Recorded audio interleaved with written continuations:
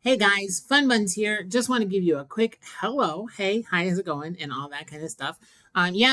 So yesterday, Mr. Lane, or maybe it wasn't yesterday. I mean, I don't know when you're watching this, but Mr. Lane was like, "Hey, we're gonna teach you about summarizing and paraphrasing and quotes." And so I want to review those quick with you. When you have something you're reading or listening to or whatever it is, and you try to get the main idea, and you take a lot of information like the big lake, and you make it a smaller, manageable section, like having a cup of water, that's a summary. Okay, you get the main idea of everything, and you take it and you put it in a usable form that'll keep anybody's interest. Someone who doesn't love football doesn't want to know all the little things about football, but if you want them to watch the game with you, you better summarize what they're gonna see, right? Same thing with, I don't know, a fashion show or some crafting or video games or whatever it is.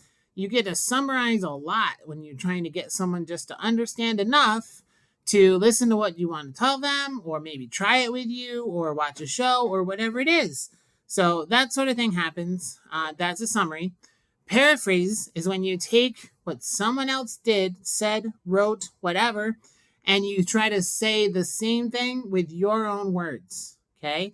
So, like Dr. Seuss says, Fox, box, socks, knocks. Fox on box and socks on knocks. And he says it in his own very particular way, right? That's from the Fox and Socks book that Dr. Seuss wrote. But you might be like, this is a Knox. This is a fox.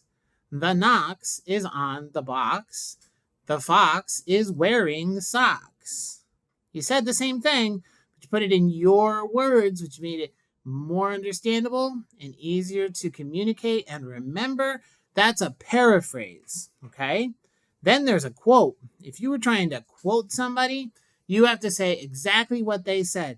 So if the paraphrase is your own words, and we describe that as a soda, right? Because it's mostly water, has all the ideas from the original, but it's your words, so it's got that flavor in it and stuff. Well, if you're trying to quote, your quote is like a spoonful of water, right? Your quote is exactly the water from the lake. You don't add to it or change it or anything. You just take a spoonful and you get a taste of water. So your quote is a line or a sentence from whatever you're reading or whatever it is, and you're going to take that and you're going to say it exactly as it was, okay? And you might use this to make a point or to prove something or to support an argument, or any of those things would work, right?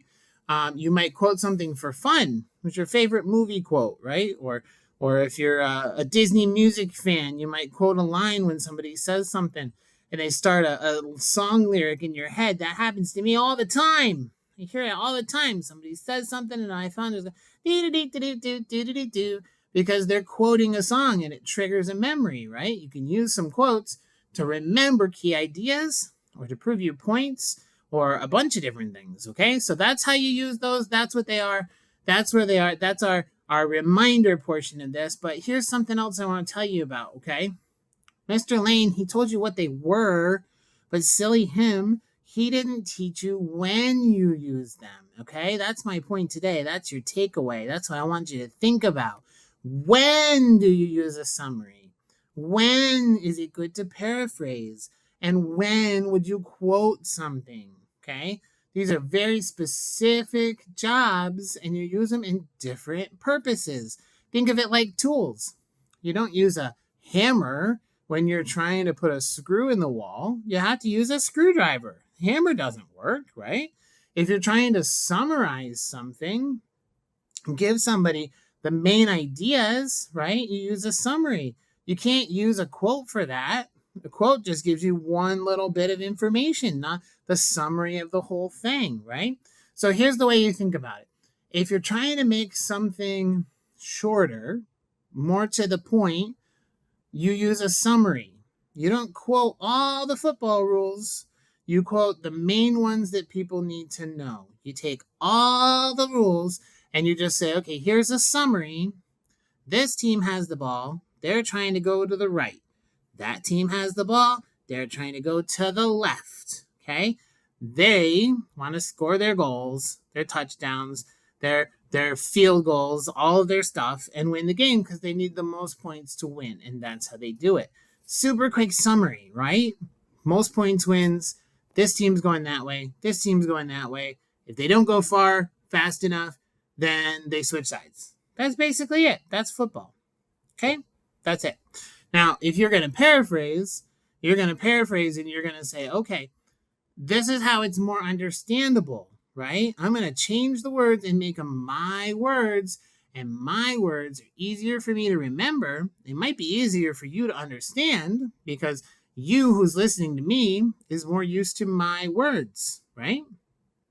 That's when you use a paraphrase.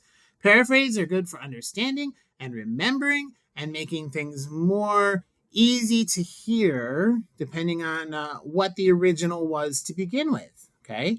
And then there's quotes.